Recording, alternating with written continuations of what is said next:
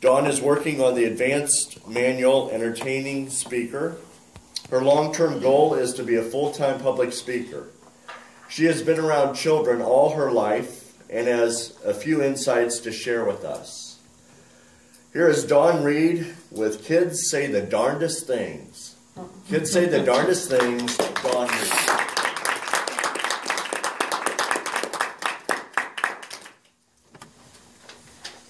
With that title, many of you may have immediately thought of the TV show that used to be on in the 70s, in the 80s, Kids Say the Darndest Things. Because it's true, they do. I've been around kids my whole life. Growing up, it was babysitting. And then as I got older, it was through my friends having kids. And then now, as my husband said, we get to be around our grandchildren. And they do. They say the darndest things. Sometimes it makes us really happy and chuckle. And other times it brings a sense of terror. I think you mentioned that. And you're just getting there. Heads up. You're in for a treat. But through my observation, or through the time, I've had made 3 observations that what the kids say fall into 3 categories. The first one is what I like to call out of the mouth of babes. It's those things that make you chuckle sometimes, and then at other times you look at it and you're like, oh my God, did they just say that? As adults, they make us cringe. For instance, Carolyn's son wanted to add some things to her grocery list. So he put on Oreos, candy, and Weight Watcher meals. Well, she was confused because she's like, honey, you don't need to lose weight. Why do you want Weight Watcher meals on your grocery list? He goes, oh, no, Mommy, they're for you. Okay. Or how about Tracy's 5-year-old? When she went in to wake up, looked at Mommy. No, Mommy, no, no, no, I don't like you, I don't like you. Go put on your makeup and come back. I'll like you then. Oh, okay.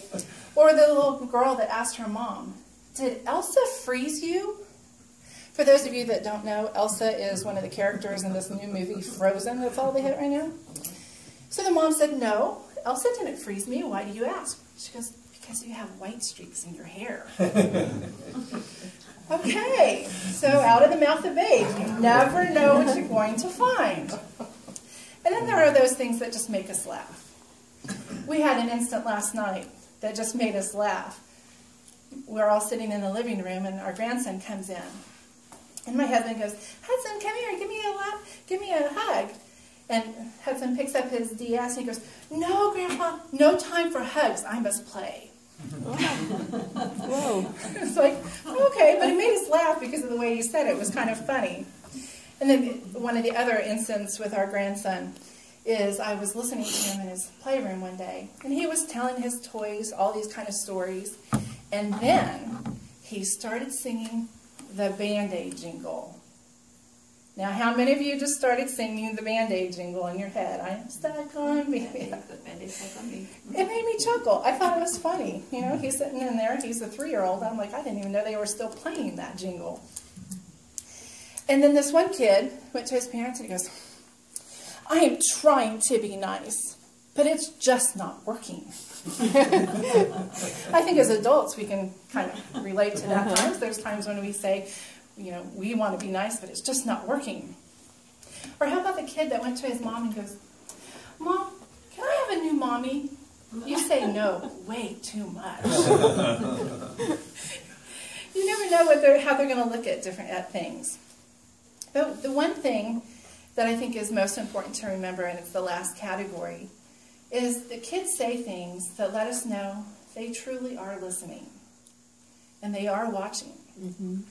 And that's something for us as adults to keep in mind, that what we say, what we do, regardless of whether it's towards them or not, they're little sponges. Mm-hmm. They absorb it. They listen and they move forward with it, and we never know when or where their viewpoint of it is going to come out. For instance, our son was telling us a story of he decided one Saturday morning to sleep in.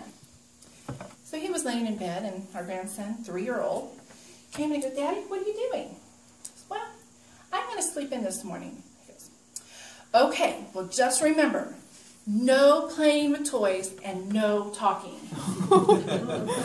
I think someone had been listening to Daddy's instructions for nap time and bedtime. And then there's a video going around Facebook right now that I think is just hilarious. It's this little girl, and she's sitting in her car seat. And she's trying and she's trying and she's playing with her seatbelt. And Dad keeps saying, can I help you? And she's like, no, no, no. She's trying and trying. Can I help you? Do you need help? No, you just worry about self. And she's trying. You worry about self. And finally Dad said, well, here, let me get out and help you. No, Daddy, just drive. You worry about self. I think there's some siblings in the picture with that one. Been told to worry about self a few times. Then there's James' daughter, who when asked whether she wanted to go to Daddy-Daughter Day at his work, told him no. He asked her why. She looked at him and she said, because Daddy, I don't want to be sad. Goes to show, even in the good times and in the bad times, kids are paying attention to how we act. And that's why I think it's really important that we keep in mind that we need to be cognizant of what we do. Because it is a fact that kids will say the darndest things.